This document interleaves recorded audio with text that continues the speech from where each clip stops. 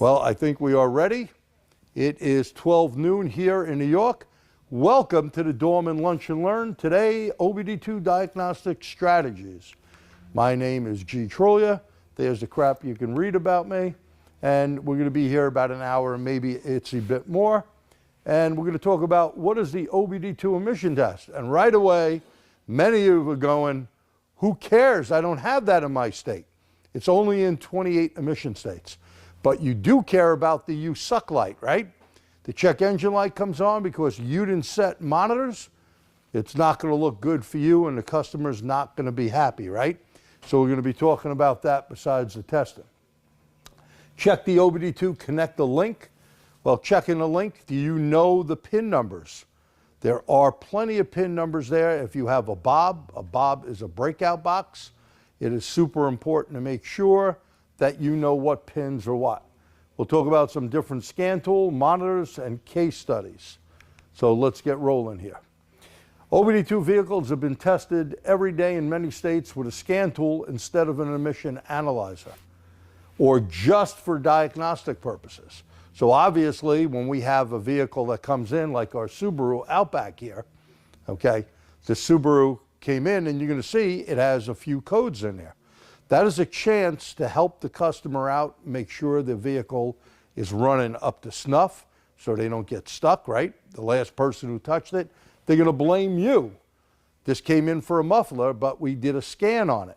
That should be done on every car. Why?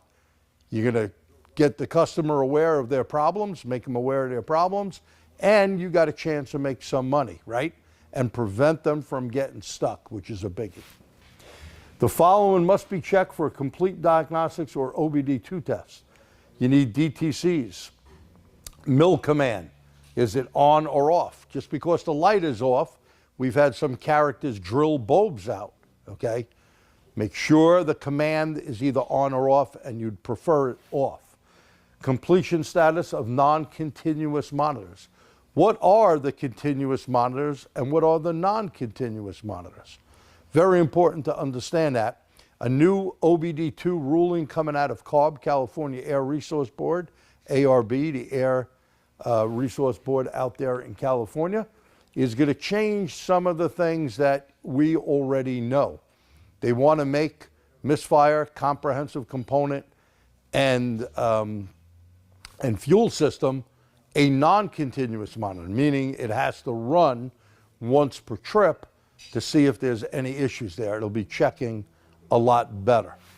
So here, the Federal Test Procedure, FTP, it basically, that check engine light comes on when there is a problem at 1.5, the Federal Test Procedure.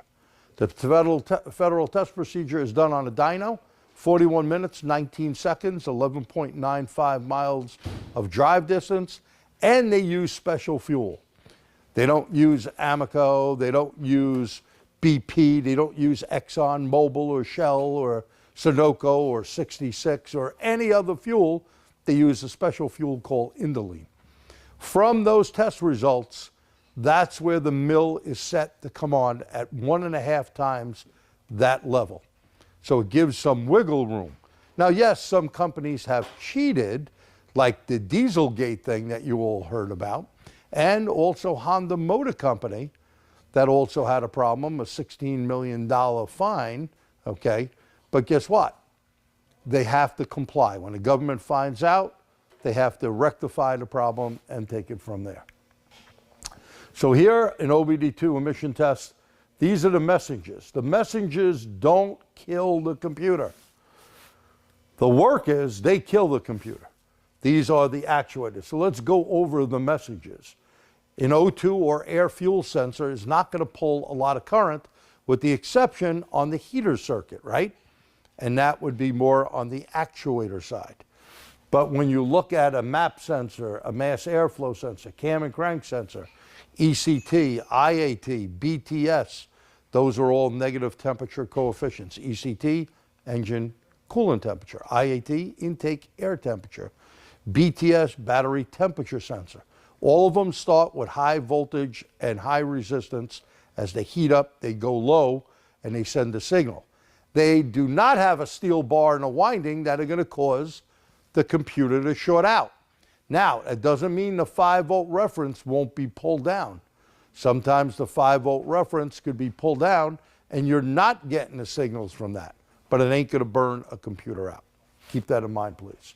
So mass air, all that. Then you go to the other side, anything from the alternator, EGR, fuel injectors, the fuel pump relay, the fans, the IAC motors, evap solenoids, both purge and vent, all of those can cause the computer to burn out. Remember this and please write it down. Low resistance electrically equals high current flow.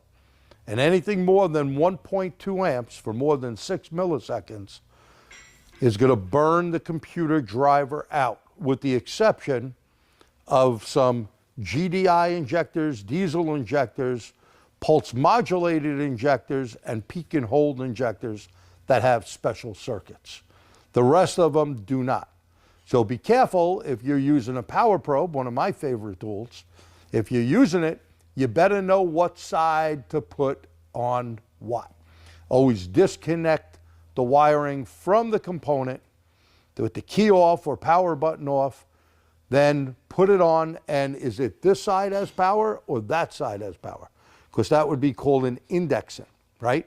Indexing, if you pulled it off the solenoid here and this side had power, you'd want to put power to that side, ground to the other, and don't hold the button forever. You don't want to cook the solenoid. You could put an amp clamp around the wire, a meter in series, however you want to do it, to see how much current is actually being pulled by that solenoid. And don't forget about IR, initial rush.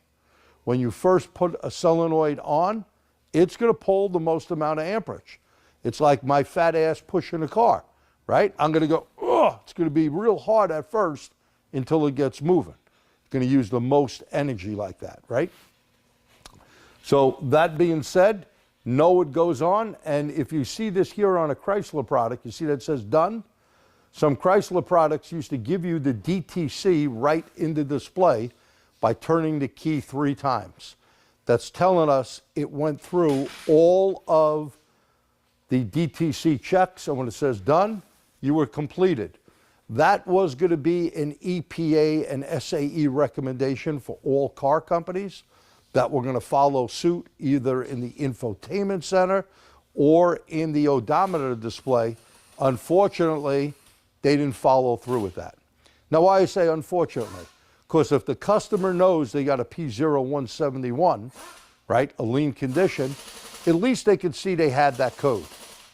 Now, if they don't see it, all they see is the light. And that's why I say that light becomes the you suck light, because if you fix the oxygen sensor or EGR or whatever, and they come back with it on, that light could be on for something totally different. It could be on for the catalyst.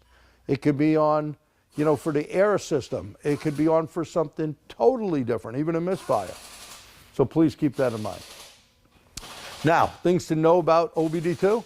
There's a lot of different scan tools you see I have up here. There's PIDs, parameter identification. There's DTCs.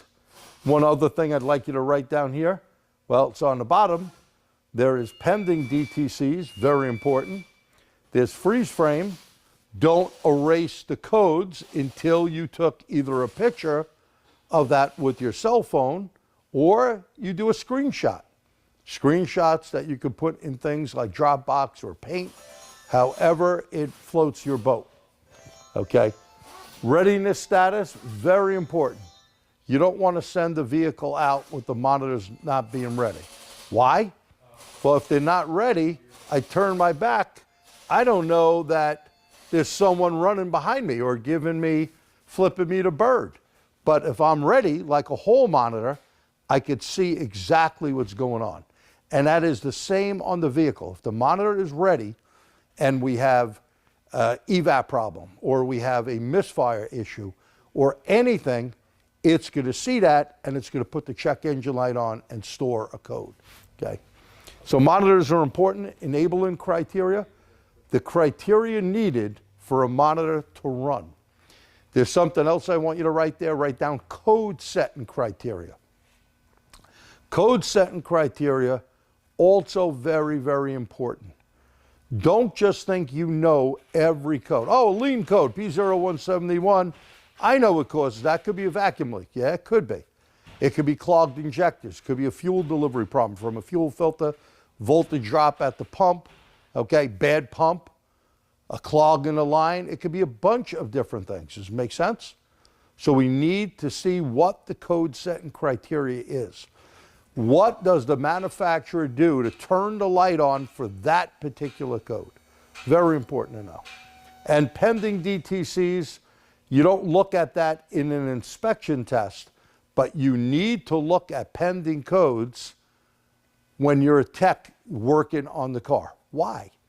That pending code means it failed in mode 6 so many times, it is now escalated, and if it fails 3 times, in pending, it is going to turn into the DTC, the Diagnostic Hard Trouble Code. So we don't want any of that to be overlooked. Now, we have a 16 cavity connector. It doesn't mean it's a 16 pin connector. 16 cavity. And you can see here, pin 1 could be a vendor option. J1850 bus positive. This is a big one for communication on some of the older systems. You had VPW, variable pulse width, PWM, pulse width modulated, and then you had the SAE J standard, 1850. Then you also had keyword protocol, slow keyword protocol, and now CAN. So those are all things that could be on that thing. Number 3 is a vendor option. 4 is chassis ground, very important. Circle number 4. What could I do with pin 4 and pin 16? What could I do with pin 4 and pin 16? Please write that in. Let me see if you guys are on.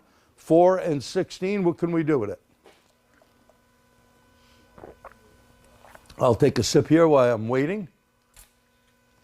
4 and 16. Okay, no one wants to answer me. That's okay. What we'll do is pin 4 and 6. Compression test. My buddy Jim Wilson, who was replaced by Dave Hobbs. Very good. So what we can do, and pin 16 is right, someone said battery voltage, but relative compression test.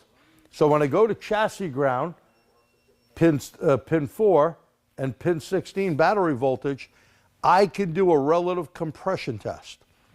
From scan tools like the IDS, okay, or TechStream, and I can also do it from something called eScan on any car, okay? The Ford one, obviously only for Ford, Mercury's, Lincoln's, and of course Toyota, Scion, Toyota, and Lexus, okay?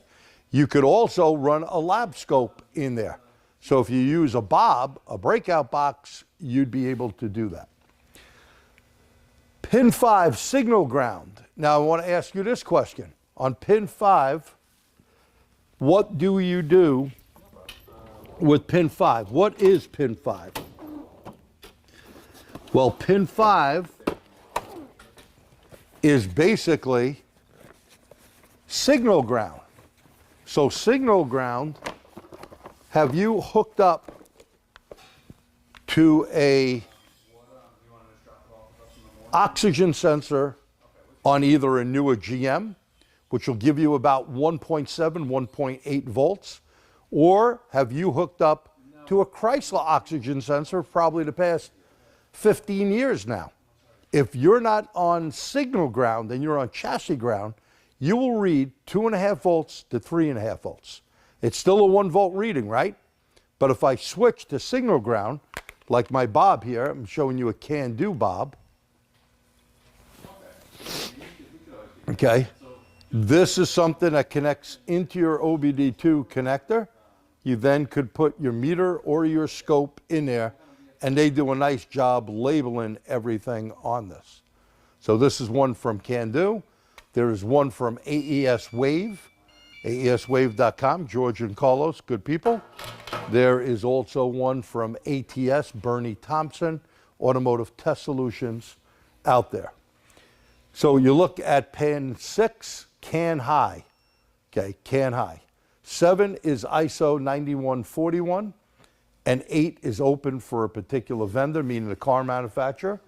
9 is vendor open, they can use it there. 10 is also an 1850 bus. 2 and 10 usually work together, okay? You have 11, 12, 13 open. A lot of times there's no pins in these, but dependent on the manufacturer. And of course, pin 14 is can low. So 6 and 14, just like we would see here, 2 and 10, okay? And then you got pin 15 is ISO 9141 low, and pin 16 battery power. Now remember that pin 16 is only a 4 amp circuit. So don't go be sticking a bunch of stuff in there. People like to connect a whole bunch of things to that. Not a good idea, okay? So please don't do that. Any questions so far? No questions, we keep moving. So here is the Bob from ATS, looks a little different. You got a 16 cavity connector in OBD2. There's our chassis ground again, sensor ground, and battery voltage, real important to know. Now, things to know about OBD2 are different scan tools. You have dealership level, that's a factory tool. You get increased PIDs, programming and reprogramming available, diagnosis of the complete vehicle system. So that means you can get into everything in that vehicle that the manufacturer has deemed fit. OEM enhanced, so here is your Snap-on, your Autel, your Launch, your Top-Don, you name the tool, right? It's going to be can-do, all of them. It's going to give you full data stream, most other computer system data stream. So meaning you can go into transmission, you can go into TPMS, you can go into all the other systems, body control module. Do they do as much as they do with factory or dealership? No. But they're a great alternative that are used by most of us out in the field. OEM enhanced data continues with actuator output test. So when you do, and here I think is a big problem with most guys, and I say guys, gals, who's ever working on vehicles. The scan tool, the #1 used tool out there, when you do an actuator test, let's say you want to activate the fuel pump because the pump is not coming on, and you hook your scan tool and you're able to activate it from the scan tool. When you're doing that, you know what it tells you? You have the signal going out from the scan tool into the computer, and now all the computer logic going out, the wiring, the relay, the pump are all good. You're not going to replace that part because why? It works. What is preventing it from working? It's the sensor side, not getting the signal. Just like the blower fans in front of the car outside, right? Outside the vehicle. The fans don't come on. Yet I go in with bidirectional and I can make them operate. We're not ordering new fans or relay or wiring. You got a sensor issue. The messenger is not coming back to the computer and going, hey, Mr. Computer, you need to put those fans on. So that's what bidirectional is very useful for, where many don't understand that. Okay, it's an important part of your scan tool. And diagnosis of the complete vehicle. Now, this part right here is super important. Of course, my little clicker stopped clicking here. What's with that? Okay, so right here, generic OBD2, we like using the eScan here in the shop. Why? When you read generic or global DTCs, this is for not only inspection purposes, but for drivability. Are you going to get all the information that you get in the enhanced side? Well, no. But what you are going to get is what is causing that drivability problem and what is set in that code. Besides that, you're going to get important things like freeze frame right here. You could erase DTCs. You get monitor status. You get mode 5, which is not here on older cars, mode 6, 9, and 0A10. Now, a lot of times when you go look in an enhanced tool, you're looking for that information. There's a case study, not in here, but one that comes to mind, where we had a GM vehicle that came in. It had a P0300 code. Now, most people are going to get the code and they're going to go, P0300, misfire code, random. Number one thing that comes to mind is what? That's right, ignition. Number two is going to be fuel. Number three is going to be mechanical. Number four could be EGR, right? Because if it has an EGR, it could be affected by that. And number five could be a flex plate. That's right. A flex plate can crack, and when it's doing this, flexing back and forth, that could slow up the speed passing the crank sensor, right? And if it does that, you got a misfire. Now, looking at all that on that vehicle, you could be chasing your tail. You would have never fixed the problem. Yet, in generic OBD2, if we looked at the pending codes, it had the map sensor range performance. Now, that doesn't mean to put a new map sensor in. It means to check it. It also had a pending lean code for each bank. And the lean codes and that map code, it had a bad vacuum leak. So you would not look for that in most cases when you become code dependent. When you become code dependent, it's not good because you're chasing something and not looking at the complete picture. So going in generic OBD2 first. After that, yes, I do recommend doing a pre-scan, post-scan of the vehicle to see, hey, what other stuff is bad on it, right? There could be multiple things that are an issue. Okay, so calculated versus data PIDs here. So I want you to look at this. If we went into normal enhanced, let's say here on this Chrysler vehicle, we see the temperature is 189 degrees. The voltage is at 2.59. If we go into OEM enhanced information, like on a factory tool, we see it's 5 volts, and we see the temperature is 115 degrees. But if you go into generic OBD2, it's minus 40, okay? It doesn't give you voltage. This was something I did years back with the Genesis on a Chrysler vehicle. All I did was use 3 different scan tools, okay? And the enhanced version, OTC used to do the DRB3. So basically going into that, I got the same reading as my DRB3 had. It was telling me I had a substituted value. And you look at this, see that 189 degrees? You're not going to look at a problem if you don't have a code. It will substitute the value. Generic or global OBD2 cannot substitute the value. And that is the important thing. That's why you want to go into generic or global first. Check it out. Now, if I need more information, I just switch over. Get off that tool and pop into another tool. Now, I personally like eScan, not a sales pitch, because everything is laid out for you right there. It's very, very simple, okay? When you go into other tools, can you get into eOBD, as they say on Launch and Autel, and even this Top-Down tool here? I mean, ThinkCart tool that we're going to be using, okay? And Top-Down, the same thing. It's pretty much the same software, okay? It's your preference of which tool you want to use. So here we have the Launch tool, and what do you notice? Well, we got mode 1, we got mode 2, we got mode 4, we got mode 8, we got mode 1 again, read live data, and you got IM as mode 1. You got read fault codes, mode 3, 7, and 0A, which means mode 10. You got test results from onboard monitoring, mode 5, and you got mode 9. So let's go through what this actually means.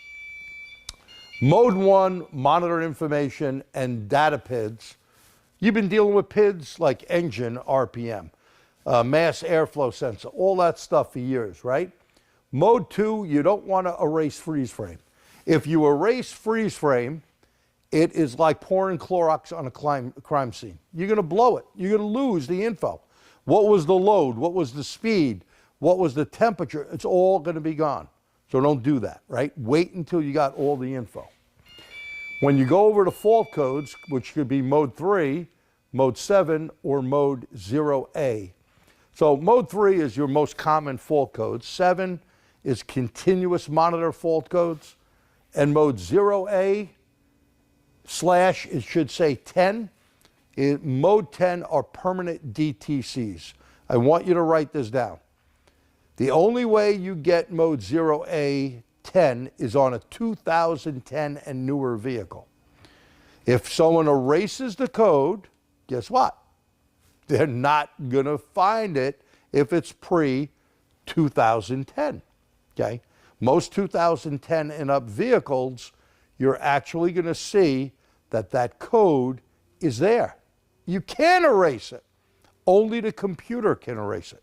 And it's not 3 drive cycles. It's not 40 warm-ups. It's whatever the manufacturer programmed into that vehicle to make it stay there for a while. We had one where one of our commercial neighbors on the other side of us over here, we fixed his vehicle, was on a Ford, make a long story short. It took months, and David did a lot of driving. He had a Ford F-150, and it took months and probably a couple of thousand miles for it to totally clear out. It will stay there until they see, like the old DRB3, a 15% window. You got to be in there just about the same way as the code set. So they give you a little bit of a window. And then we get into mode 8. Well, you're not getting control of anything. I would say most tools, mode 8 is for the evap vent solenoid. This was deemed by EPA and SAE to have you close the vent valve, because the vent is normally open, but that's not on every vehicle. Remember, evap, depending on the particular system you're working on, may not actually have the vent valve open all the time. You know, it may be closed and not the way you're thinking to test the system. It may be closed and then open. So Toyota alone has 6 different evap systems. Keep that in mind. I just taught a class on that down in Super Saturday. Mode 9, very, very important. Mode 9 is the vehicle ID, okay? Now, we had a vehicle, I love telling this story because it really happened. It came in a late model, I think a 19 or so Ford Explorer. And when this Ford Explorer came in, it had one problem. The evap purge solenoid actually burnt the computer out and put the check engine light on. So we seen that, and this came from another shop. We did our due diligence on it, told them, hey, you need a purge valve and you need a computer. All right, they wanted us to do it. So we ordered a purge valve. We check it to make sure it's not pulling more than what? That's right, 1.2 amps, right? Put it in there, pulled about 300 or so milliamps. Perfect. Now we had to get a computer. The dealer didn't have it on back order, maybe 6 months or so. It was not available from Napa, Worldpac, CarQuest, Advanced, or anyone. So Bill basically went on Google, and not even, I love these guys, autopcms.com, AUTOPCMS.com. They're out of PA. They usually have just about everything we need, but they didn't have them. So we had to get this thing. I don't know, it was from somewhere out west, Iowa, or someplace or another. But we get it, and Bill had given them the VIN number, and what they did is they programmed in the wrong VIN number. So there was more codes in the computer. It did start the vehicle. There was more lights on the dash, and once we put the right VIN number in there, there wasn't a problem. Now, most of the time, most scan tools can write VIN numbers, but we wouldn't have a problem anyway having the Ford factory tool. We could have just went in, and that's what we had to do, and rewrite it. So be careful. Always check the VIN number and the calibration files. That is a big thing to do. Now, when you look at the continuous monitors, misfire, anything that can cause a misfire that we just went over, fuel system, So you could have anything from an open circuit in the fuel system to an injector to a fuel pump to anything that is constituted as something in the fuel system. And how about CCM, comprehensive component? Have you ever called up your parts supplier and said, hey, I need a CCM component? They'll go, what the hell are you talking about? I need a comprehensive component. They'll go, what's that? It is everything on the vehicle, like your mass airflow sensor, your map sensor, your tranny solenoids, everything that is not listed, right? Everything that's not listed in the non-continuous monitor setup. Does that make sense to everyone? So that's what CCM is all about. Then we go over here and notice on this Snap-on, that was launched, look at Snap-on. Misfire, comprehensive, and fuel system is not complete. When you have fuel system not complete, you got a problem somewhere in the fuel system. Could be an open injector, open wire harness. You know, those little rodents love eating things. Could be one of those type of things. Notice here, not complete, EGR VVT, catalyst, evap system, oxygen sensor heater. Okay, not complete. And notice on this that went to a customer, you have all the monitors ready. The ones grayed out are not on the vehicle. You see this one right here with evap system monitor. That could be a problem where a check engine light could actually come on, and that could be an issue for you.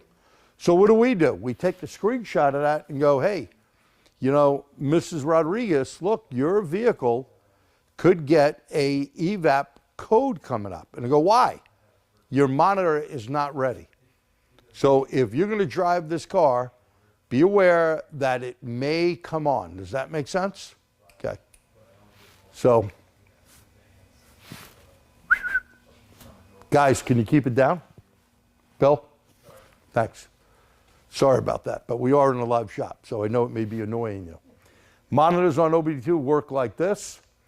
Basically, onboard test strategies are programmed into the PCM, check the vehicle systems. That's what they do. These test sequences are called monitors. And remember, monitors are super important. Monitors run when conditions are right for them to run. And vehicle operating conditions required to run a monitor are referred as trips. So trips need certain things, right? Otherwise, you don't have the monitors ready and you will run into a problem.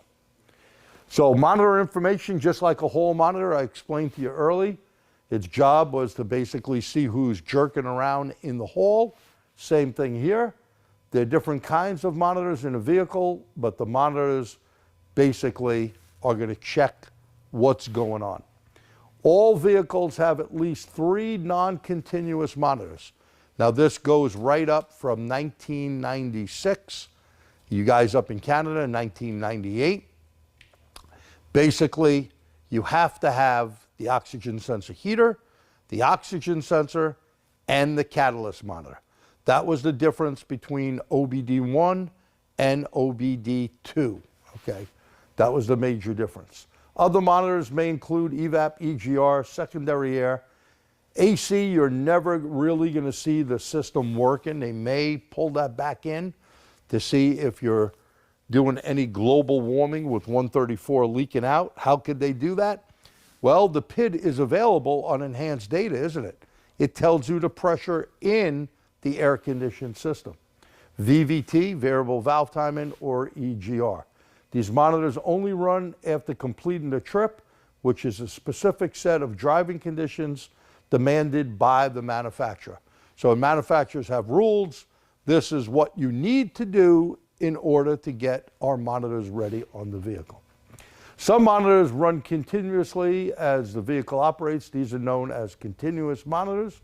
They include comprehensive component, fuel system, and misfire. Continuous monitors should always appear as ready when viewed on the scan tool. Some scan tool inspection machines may show them as complete, done, or yes. So you could have ready, complete, done, or yes. Now, If you were a GM guy and you had the Tech 2, notice the Tech 2 never showed you the continuous monitors. They weren't there. You know why? Because they're never going to change unless you got a problem. And that problem would come up and you would have a code. So that makes all the difference, and there are the monitors right there, and they usually say complete. Non-continuous monitors run once per trip, unlike continuous monitors. The non-continuous monitors are checked as part of the OBD II emission test. Now this is a screenshot from my old Ease scan tool. Ease did a real nice job of showing it. If there are too many incomplete, not ready monitors, the vehicle fails the emission test and may illuminate the mill. So if you have things here unsupported, well, that means, hey, that's not on the car, right? But you see the ones that are not complete, that vehicle cannot pass an inspection test, nor should you let that vehicle out of your shop without taking that screenshot for your customer. Why? Because remember what I said, the you suck light's going to come on. You got to say, hey, if you're going to drive this car, I recommend you have a tank to 3/4 of gas. Don't fill it up all the way, because certain monitors won't run. And half to 3/4 is pretty safe. A lot of manufacturers tell you 15 to 85%, but you're on some cars like Toyota, once you get under the halfway, you're going to have a problem. So it's better to say half to 3/4. Don't overfill it. Drive it normally, and usually within about 50 miles, not 500 miles, that means you got a problem. Within 50 miles or so, monitors should be ready. EVAP sometimes is a bit of a pain in the butt. 1996 to early 2000, they are more difficult to run. Any new vehicle, they run rather quickly. They've made the way they operate a lot better than they did years back. Remember when they first came out with OBD II, there's only so much information they had. Now that OBD II has been out so many years, you should know this. But many people don't look at it, and like I said in the beginning, you know, the people that are in emission states, they have to understand these monitors. If you're not in an emission state, you may go, I don't really care about that. You need to care about that because it's a matter of fixing the car or not fixing the car. If you fix the vehicle, the check engine light's going to stay off. If you didn't fix the vehicle, the light is going to come on. Does that make sense? I think it does. Okay. So non-continuous monitors, oxygen sensor heater, oxygen sensor catalyst, EVAP, EGR, secondary air, and now VVT used on many cars. The air condition and the heated catalyst are not currently used and are listed as unsupported. Air condition monitor was originally intended for use with vehicles with R12 when they were worried about the ozone layer depletion, okay? And now they're worried about different things, right? Global warming. So they may still use that monitor for 134A. So please be aware of that. Two other non-continuous monitors. If you use Toyota TechStream, you'll always see the thermostat monitor. That was deemed originally, began in 2000 model year. PCV began in 2002, but they no longer use the PCV because some manufacturers, Euros, don't use positive crankcase ventilation valves. They use breather systems, right? And companies like Isuzu and others decided, you know what? We ain't doing that. GM went as far as putting a map sensor right over the PCV valve, if you remember like the 3800 motor, so they can monitor the operation of the PCV. PCV, positive crankcase ventilation, runs on manifold vacuum, right? So they would know if the vacuum changed based off the map sensor. So they spent all that time and money, and then EPA decided to go, well, we won't worry about it. So they have different DTCs. Note, all light-duty diesels vehicles support non-continuous monitors, but new ones do. So the old ones don't, but new ones do. And by the way, you're going to see more and more monitors if you work on light-duty diesel and heavy-duty. Non-continuous monitors must be used all the time, and they are the ones that are used all the time. Again, oxygen sensor heater, oxygen, and catalyst. Now, the things that prevent monitors from running to completion. thermostat and you go, oh, I got heat in my car. My engine's not overheating. That doesn't mean anything anymore. There is a great thing, you could read it in an SAE paper called Time to Temperature, or if you have the E-scan, you may be familiar with that. The engine doesn't have to overheat. You can get good heat, okay, and you could still have a problem, like transmission's not shifting right. Some codes coming up. Make sure you got the right thermostat and the engine coolant antifreeze mixture is the right mixture. 3, crankshaft relearn not completed. Now many of them, like the old GMs, 6-cylinder, you put the parking brake on, held your foot all the way down on the floor. If it was under 8,501 pounds, it went into what they call fuel cutoff. It would go, roar, roar, roar. Well, they did away with that. They don't want, and Honda did a similar thing, they don't want anyone racing motors up anymore, so they're all doing it a different way through the scan tool. And that way, when you have a cylinder misfire on number 2, and you went to cylinder 2 and went, hey, there's nothing wrong here. I played Swaptronics, right? I switched the parts from cylinder 4 to 2 and nothing made a difference. The reason being, crank and cam were not relearned correctly. And once crank and cam are relearned, then the firing order 1342, for example, on a 4-cylinder would be in order to give you the right cylinder misfiring. If not, it ain't gonna work too good, right? DTCs or pendant DTC stored, you gotta make sure those are all cleared. Vehicle fuel level, there's the 15% and under 85, but look at the manufacturer spec. Battery charge and voltage. Now batteries are a whole different thing. The old battery used to be 12.6 volts, 2.1 volts per cell, but most of the vehicles you're working on are going to use a EFB, enhanced flooded battery, which are going to be 12.8 to 13 volts, and AGMs, the glass bat battery. And now be very, very careful that you don't make a mistake with a lithium battery. We have a charger over here. I'm going to walk over and just tilt it this way. This here is the associated smart charger, and this charger basically does all the different batteries, regular lead acid, AGM, and EFBs and flood enhanced battery, and it does lithium ion. Do not charge up a battery with a regular charger if you have a lithium ion. And don't forget, a lot of this Tesla primary batteries, not the big battery, are going to be 16 volts. So be careful out there and make sure you have the right equipment to test and charge it. Battery and charging system, very, very important. Mode 6 data, that basically is giving you borderline failures. And you know, one thing back with the battery and charging system. Bill and I had worked on a Ford Escape. Yeah, Ford Explorer, excuse me.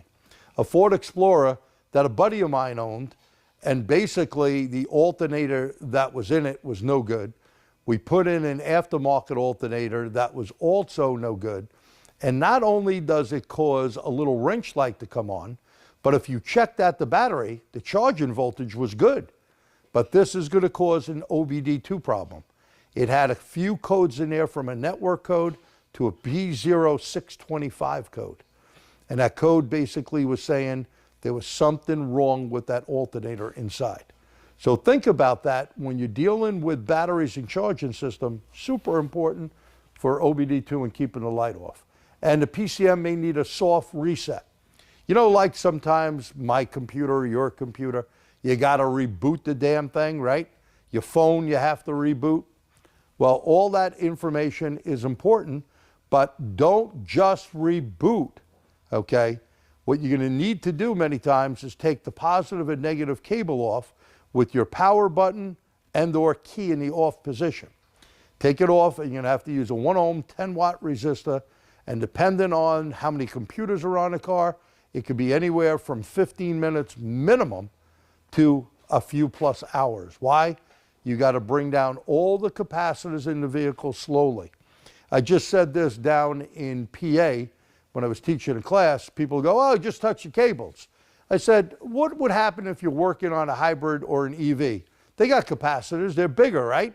And if you just touch the two ends together, you would hear a big boom, right? I bet that woke your ass up, ruined your lunch. At any rate, that big boom wouldn't be too good. You don't want to do that to a regular computer. You can do some capacitor damage. So things that prevent monitors from running, no hocus pocus is necessary. The previous need to be corrected in order to run the monitors. On extremely tough to run monitors, some vehicles need to artificially set a DTC to wake up the PCM. So you know what I mean by an artificial? You're going to have to set a code, unplug something to get that computer to think. This was a problem on many of the Chrysler vehicles early on and a few other vehicles. After making a misfire or some other malfunction, a DTC will be set, erase it, and afterwards complete the drive cycle to allow the monitors to become ready. After the previous stated on some vehicles, you'll need to force a DTC followed by erasing, or if all else fails, you may need to erase the computer, learn memory, and start over. Here's the disconnect in the cables with a 1 ohm 10 watt resistor. You can see right here, here's our picture of it. And these things do break by a few of them. This erase learn computer values, place the computer in a fast relearn mode. So, having taught for over half of the states that have OBD2 to get people how to get monitors ready, that is a quick thing to do to get it in fast relearn mode. So use the 1 ohm 10 watt resistor, bring everything down. Now be careful if you got radio codes, if you got seat memory, you got to have all that there, and idle relearns on many of the vehicles. If you don't have that info, you need to get it. Caution disconnecting the battery. It talks about some of the problems here. Drive-by wire on some, radio codes, all that. If you replace an O2 or a MAF or any other part with a poor quality aftermarket part, now monitors are not completing. You may want to replace it with an OEM equivalent. Note, sensor heaters may have to be relearned. Very important. GMs, you definitely have to do that, or you can get fuel trims out of whack, ruin the O2, and have drivability issues. Monitors on all vehicles are incomplete, not ready until they run to completion one time. Once they're set to ready, they will not change back to incomplete, not ready until a DTC are erased, battery power disconnected, or the PCM is disconnected, or keep alive memory is lost. Okay. So here we have other stuff here. The next example, not typical, but we can see here, courtesy of Toyota Motor Company, before starting the engine, the difference between the ECT and IAT should be basically within a certain range, must be less than 13 degrees Fahrenheit or 7 Celsius. So very, very important. These are monitor disablers. I gave you this stuff here. We're not going to be able to cover all of this in the time. I want to get on. I want to basically get on the car. You got wrong coolant mixture. That could be a problem. Let's go to case study here. Here's an Outback. You got a P031 heated oxygen sensor, bank 1 sensor circuit. Low. Low means a short. Write that down. Low means a short. High voltage means an open in most cases. Notice what's pending, a P0420. And again, depending on the year of the car, you can look if it's 10 and up. Look here. You can see if you have low battery, which we have here. You got the mill with 2 codes, 1 monitor not complete or ran. And here's our front air fuel ratio sensor. Look at the rear O2. The rear O2 should not be dithering. This is why you're going to have a 420. A little word of not caution, but a little word to the wise here. I would run it at idle, 18 to 2,000 and 28 to 3,000. Why? Every manufacturer out there is going to use one of those 3 RPMs, idle, 18 to 2, 28 to 3, to set that light. So if you don't see the rear dithering at any of them, you're not going to have a P0420. Here, always start with the VIN number and stuff. Make sure it tells us it's a BMW. The size of the motor, it's on eScan. Look at all the codes this car had. You got a misfire detected, low fuel, random misfire, and all these other codes right there. These are all hard codes. You want to look what the load was, what the ECT temperature was. Look at long-term and short-term fuel trim. We got problems there, okay? So always look at that. And here, what did we do? We checked relative compression. We see that all the cylinders are pretty good. Is it 100%? No, but relative compression could get us in there a good 85 to 90%. When I see stuff like this on a fuel trim chart, numbers high from the bottom to the top, I can tell you right there, you got a load sensor problem. So why don't you write that down on that load sensor problem. Last case study, a Hummer here that drove Bill crazy. It had basically fuel trim out of whack, rough idle. And if you look at the rough idle here, you can see that must have something to do with air intake, okay?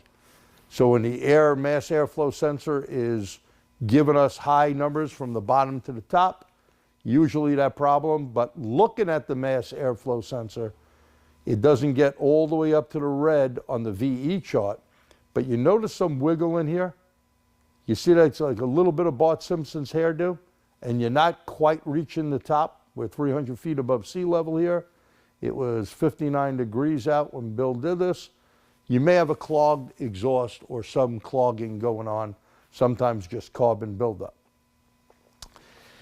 Also, when he looked at this thing, a rough idle, you noticed when you do research, Bill picked this out, and there is an update that basically is for idle quality.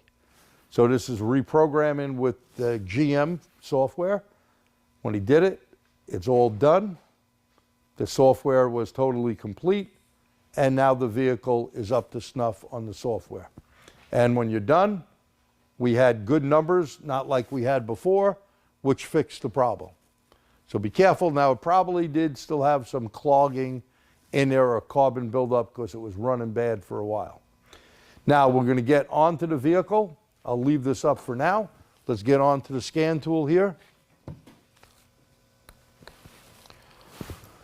Make sure my key is still on. I'm going to have to turn my key on and off here for a second. And Doreen, do we have any questions while I'm going through this? No. Okay. Okay, so what I'm going to do here is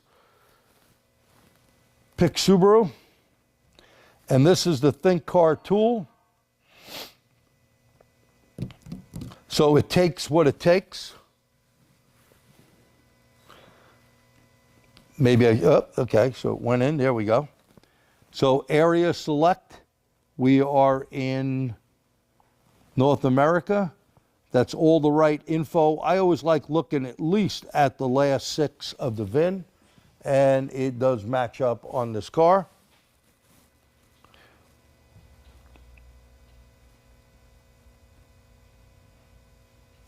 So now it's going to communicate. It is a Outback, and we're going to do a health report first. So it's scanning all of the modules. Notice we have a code in the engine, a code in TPMS. And you got to remember, so this is a 2015. Well, 15, let's say this is 24, 15 were 9 years old, and I bet the sensors were probably made a year or 2 before they went in the car. Little batteries in them are going to go dead. When you're selling people a new tire, you may want to mention to them, hey, it's a good idea to change your TPMS sensors cheaper while we have the tire off. Okay, so now we look at the whole report here. We come up with 3 codes, tire pressure and air conditioning code. Sun load sensor, that could be just from being inside, but it had the engine is a P1603 engine stall history. So you may want to look at that. And then we go down the rest of the list. It's good. If we hit a report, I'm just going to hit OK here. I want some mileage. I think it was 96,000 or another.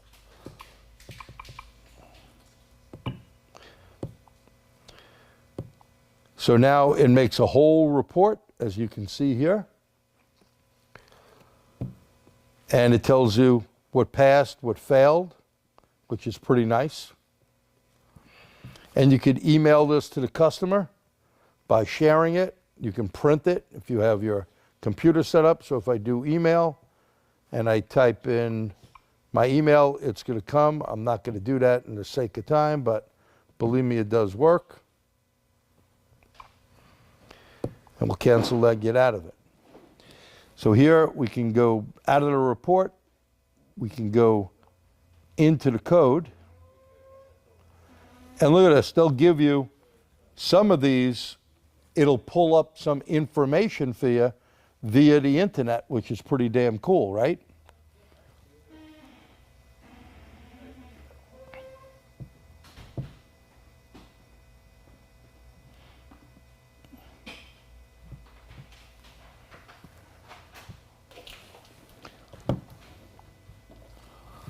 All right, now getting back in.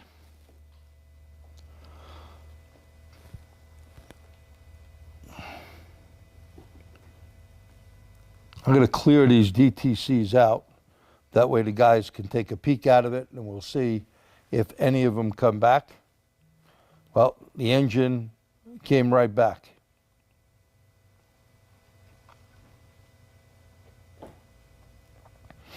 And it's pretty quick. Most of the time, this is software that is available on other scan tools.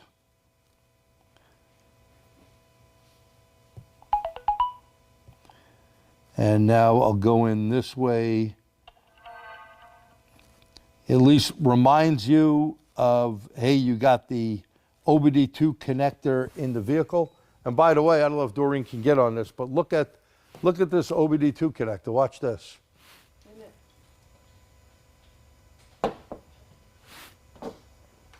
It's magnetic.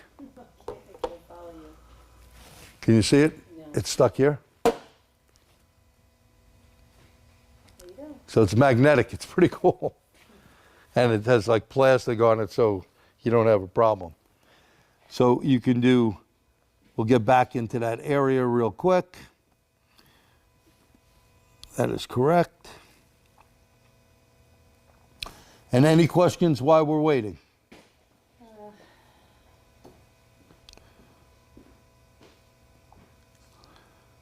So you can look into the engine here.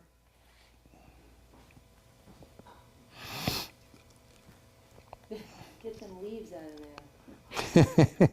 So here's the fault code that we've seen. Let's look at some data stream.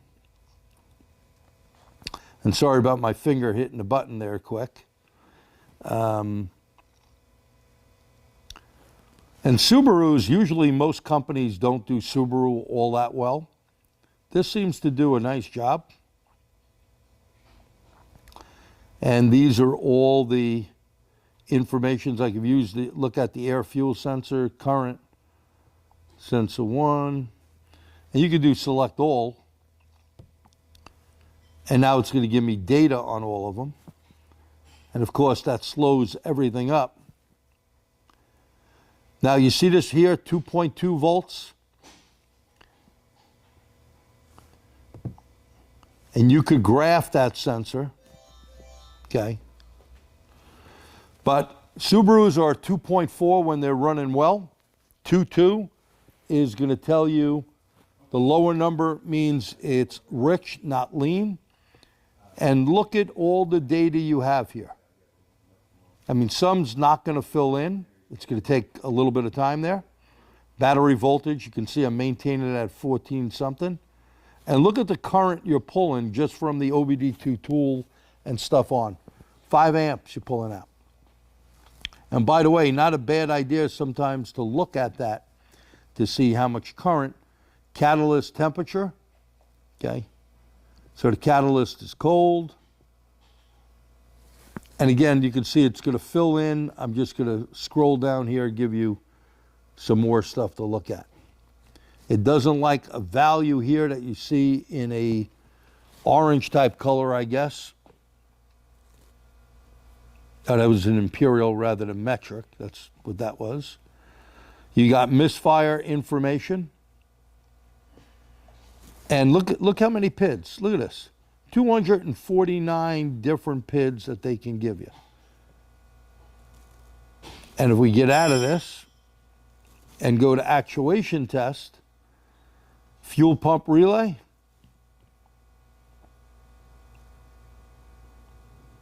let's do it with data monitoring. So if you wanted to see something, you could select the PID here and actually, I mean, that ain't gonna make a bit of difference, but if you did activate it and you were on a fuel pump one, I shouldn't have picked that one, but you get the idea. You could see if it's actually working or not, which is pretty cool. So there's a bunch of stuff here: idle control, idle stepper motor, injectors. Be careful with injectors. Compression monitor. You got to be in neutral. Pretty neat. Oh, you know, one thing I wanted to see there too, special functions. Let's take a peek at that. We don't have much time left, but so you can enter the VIN number, oil change reset without tool, simple roughness monitor. I don't know what that one is, but okay, nothing happened there. Test mode change. So test mode, normal mode, transition mode to check. This is something like Toyota does. You can put it into a mode to find out what the vehicle is doing if it has an issue. So it's more sensitive on codes. We can go into body module here, and maybe we can make the horn beep. Key buzzer output, horn output, look at that. We'll do without monitoring. Okay, so now you know it works. So a pretty capable scan tool here. And look at all the other, and hit stop. Look at all the other systems it has here.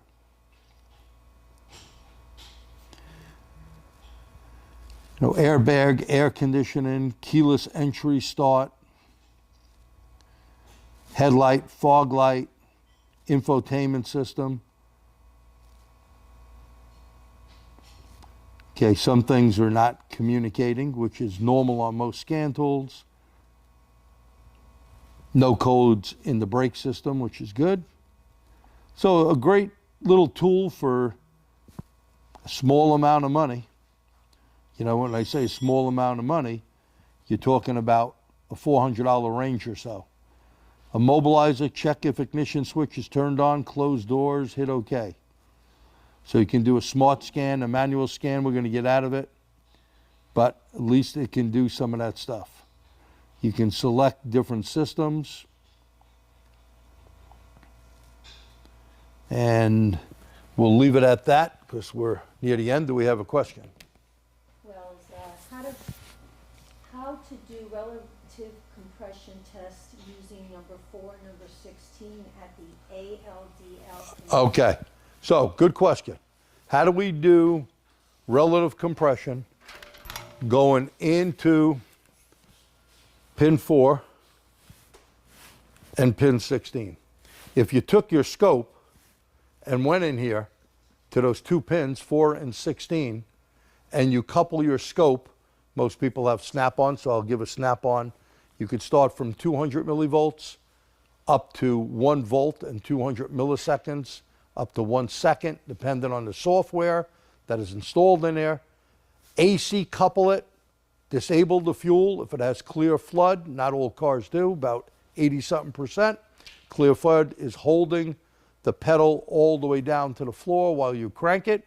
If not, you got to disconnect the fuel pump relay and or fuel pump fuse, crank it over, and you'll see a relative compression test. It will not be in bar graph form.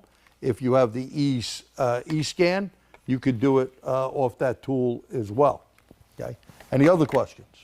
No. Okay, so let's go over this because we're a couple of minutes over here, or 5 minutes over. Tuesday, November 26th.